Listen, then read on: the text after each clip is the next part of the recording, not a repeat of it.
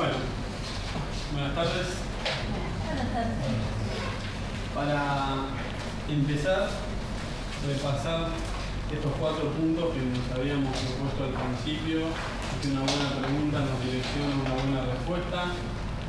¿Cuáles son las variables de la arquitectura que se van a sostener en los próximos años, de todas las que vamos viendo?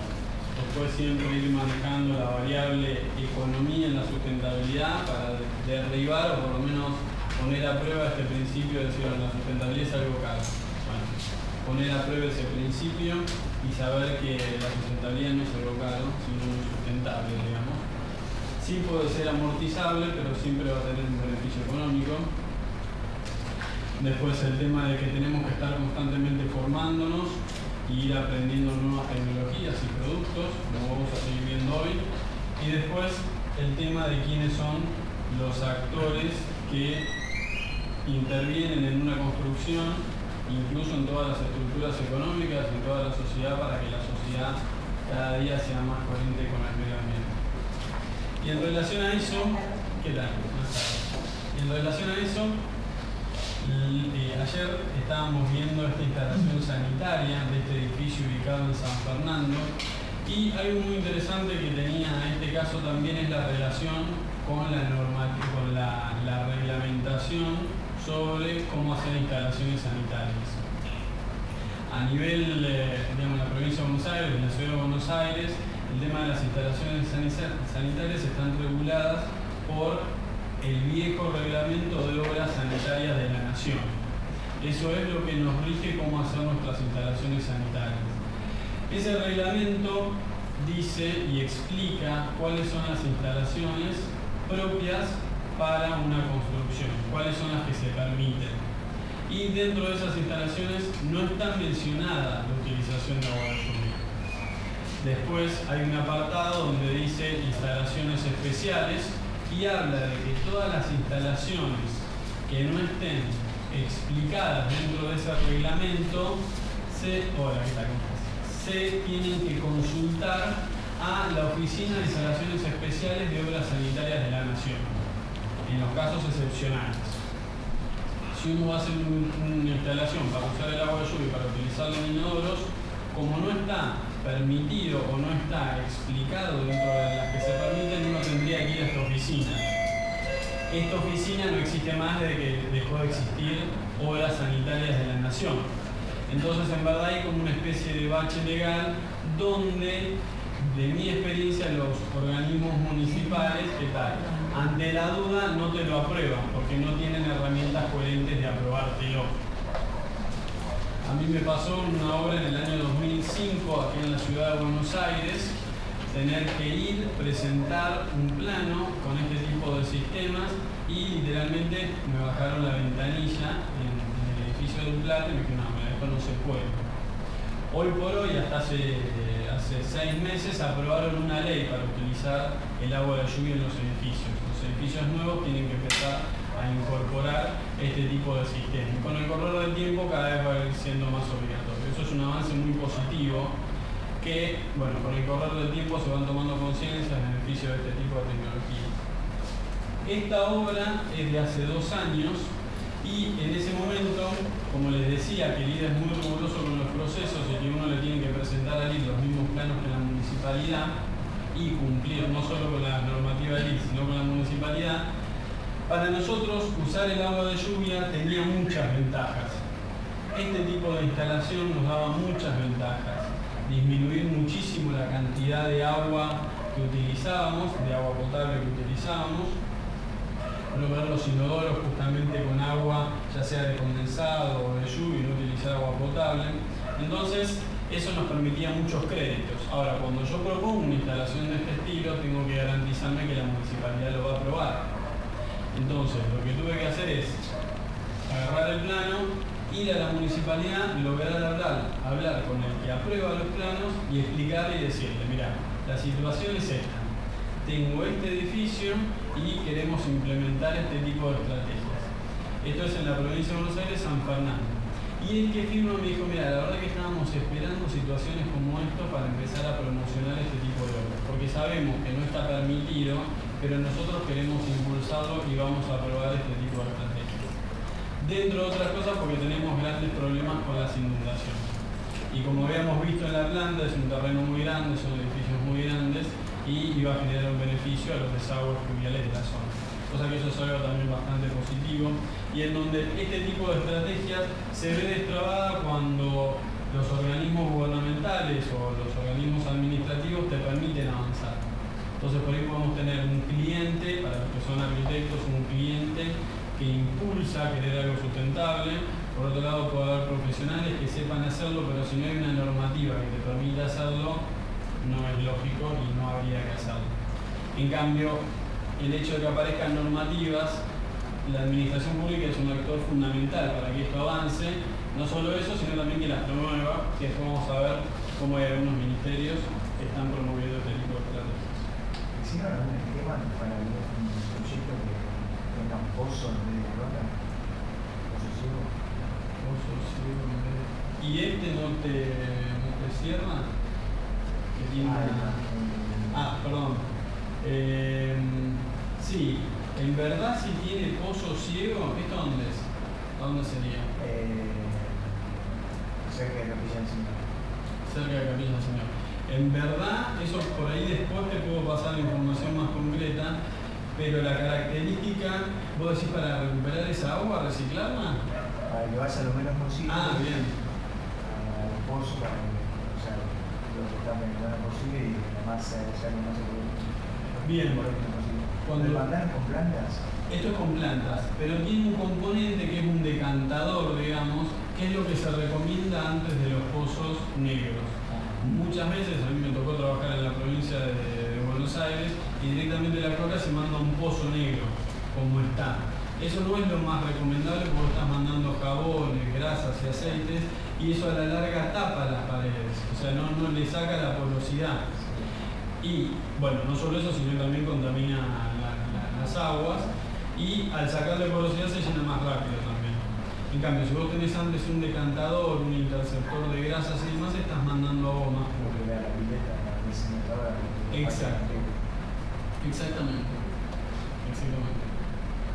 Eso lo vamos a ver cuando veamos plantas, vamos a ver este elemento que es el que se recomienda poner antes del pozo.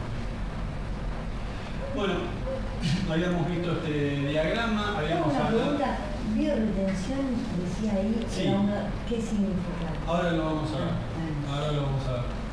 Tu nombre, perdón, Victoria. Victoria, ahora lo vamos a ver.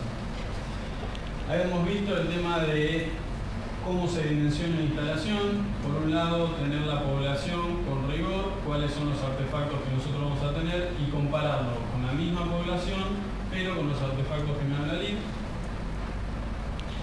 Estos son los artefactos en concreto que nosotros decidimos poner.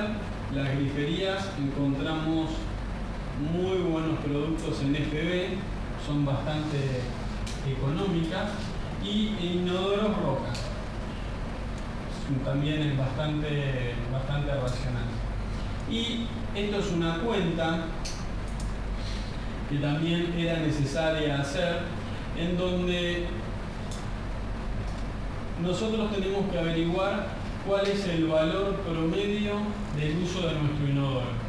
Como nosotros poníamos inodoros que tienen dos accionamientos, unos de 3 litros y otros de 6 litros, a la hora de entrar un valor y a la hora de decir cuánto va a consumir nuestro inodoro, en vez de ponerle alguno de los dos, tenemos que manejar el promedio. Por ejemplo, si se va a usar tantas veces con el 3 litros y tantas veces con el 6 litros, hacer una cuenta muy simple, ahí sacar el promedio y ese va a ser nuestro valor representativo del consumo del inodoro. Esta es la cuenta de cómo se haría, pero bueno, en verdad los datos más importantes es la cantidad de veces que las mujeres lo van a usar con los 3 litros, la cantidad de veces que las mujeres lo van a usar con los 6 litros y la cantidad de veces que los hombres lo van a usar con 6 litros. 3 litros nunca lo van a usar porque para eso están los mijitos. ¿Se acuerdan tan varones porque pertenece justamente a la fórmula, al estándar que vimos ayer? Exactamente, porque pertenece, digamos, todo esto en verdad hay unos templates, que después si quieren se los muestro, son muy interesantes para verlo, en cómo uno tiene que cargar la información. Todo esto se hace vía internet, vía virtual. Antes, hace mucho, el año 2000, se hacía por carta. Ahora ya, por supuesto, y hace años, se hace todo virtual. Entonces uno va llenando todos estos datos en unos formularios y ahí va viendo cómo te condicionan, por ejemplo, en superficie de pie cuadrado, en volúmenes de agua, galones, y así sucesivamente. Y entre otras de las estrategias que incorporábamos y que más adelante vamos a ver cómo se hacen, el agua de segunda calidad le vamos a dar color, por un lado porque ese producto, que es un producto biodegradable y es una de esas tintas que se le pueden poner a la comida, por ejemplo, que no son perjudiciales para el medio ambiente, por un lado le da cierta seguridad, como hablábamos ayer. Hay gente que dice, bueno, yo me quiero garantizar que nadie tome esta agua por cualquier motivo. Entonces, al poner el agua de color azul, achicás un montón los márgenes. Hola, ¿qué tal? ¿Cómo estás? Muy bien. Después, por otro lado, puede tener antialgicida. Por otro lado, puede tener cierto aroma. Y a veces, si la instalación no está bien diseñada o depende del contexto de la instalación, el agua de lluvia o el agua que se recicla puede tener cierta tierra. Entonces, si tiene algún colorcito, esto te lo marca. Este era el tanque. Más adelante vamos a ver en concreto cómo son estos tanques, pero en síntesis, cuando tenemos que diseñar este tanque, vamos a considerar algunos volúmenes que son los que nos van a dar la medida del tanque. Al principio hablábamos de que una de las características que tenía que tener nuestra instalación es aliviar las tormentas. Entonces nosotros parte de las tormentas que van a venir la vamos a destinar a este tanque. Ahora, este tanque va a acumular la lluvia promedio, lo vamos a calcular en función de cómo llueve promedio durante el año, y después, en el caso de tormentas excepcionales, que son las que vienen 1 o 2 veces al año, ese es el volumen que tenemos que prever extra. Y tenemos 3 volúmenes principales. El primer volumen de abajo es el volumen mínimo de agua destinada a inodoros. Por ejemplo, ¿qué volumen necesitamos para los inodoros en un día? Y es importante tener este valor y saber cuál es esta medida, porque a partir de acá, cuando nosotros vamos consumiendo el agua y vemos que nos estamos quedando sin agua, vamos a activar la provisión de agua potable, como para siempre tener agua. En caso de muchas sequías o elevados usos, este volumen, que lo vamos a determinar nosotros, nos va a permitir activar el ingreso de agua potable. Y después vamos a tener otra marca, y este volumen va a estar dado por el volumen total de inodoros que yo necesito y que yo establezco. Después vamos a ver los métodos de cálculo, pero puede ser la demanda de inodoros para 7 días, por ejemplo.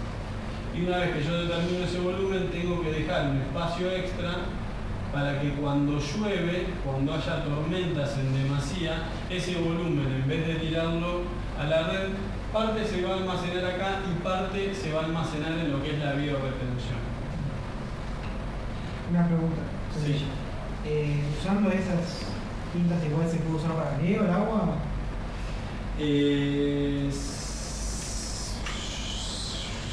Ahí habría que preguntar con precisión si vos no estás disminuyendo, habría que preguntarle al fabricante si no estás disminuyendo por ahí las propiedades del agua con respecto a las plantas.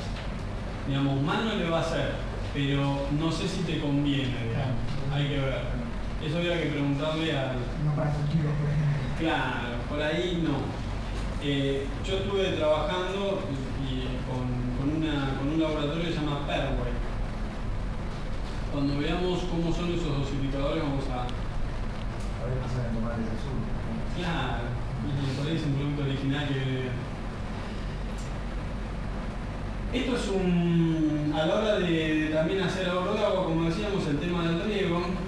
Y acá estaría el edificio, Google Earth, y a unas 92 millas, que es más o menos 1800 metros, está este parque, que es un parque diseñado por Thais, que es la autopista que va a Tigre. Esa autopista tiene parques en varios sectores, este es uno de ellos, donde tiene pasto y árboles, y uno se ve que más allá que acá se juega el fútbol, por supuesto están los árboles y no hay pasto, en otros lugares el pasto se conserva medianamente bien y es pasto nativo. Entonces nosotros al ir le vamos a decir, bueno, nosotros estamos utilizando vegetación nativa, por ejemplo, esta especie que cerca de la obra donde estamos funciona bastante bien y le mostramos cómo funciona. También tenemos que hacer un relevamiento de lo que es todo nuestro terreno y vamos a ir determinando los diferentes tipos de vegetación y también hay cálculos que son cálculos muy complejos de cuánta necesidad de riego tenemos. La necesidad de riego va a estar dada por el tipo de vegetación que tenemos, si son vegetaciones que requieren mucha agua, agua media o no requiere agua, también por el microclima, hay climas donde las vegetaciones requieren mucha más agua y también por la densidad. Todos esos factores hay diferentes parámetros para controlar nuestra especie y qué valores tienen cada uno de estos casilleros. Después también qué tipo de riego, no es lo mismo riego por aspersores que regar por goteo, el riego por goteo es más eficiente, no es lo mismo regar a las 2 de la tarde que a las 9 de la noche, porque hay un factor que es la evapotranspiración que es muy fuerte. Uno tira agua a una hoja y parte de esa agua se va a evaporar rápido, sobre todo en verano. Por eso conviene regar cuando no hay sol. Y cuando hablamos de las tormentas, que parte la vamos a destinar al tanque y parte a la biorretención son lagunas naturales o depresiones en nuestros parques de manera natural en donde nosotros canalizamos la inundación. O sea, aceptamos que se va a inundar algo y elegimos dónde se va a inundar.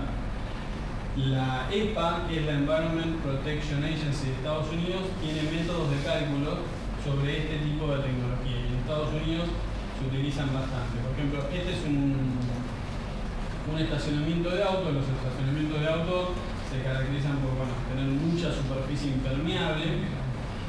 En este caso, porque también pueden tener ciertas baldosas donde deja pasar el agua, pero en este caso son superficies impermeables, entonces cuando llueve en demasía, acá se va a generar una especie de laguna, se va a generar una especie de laguito.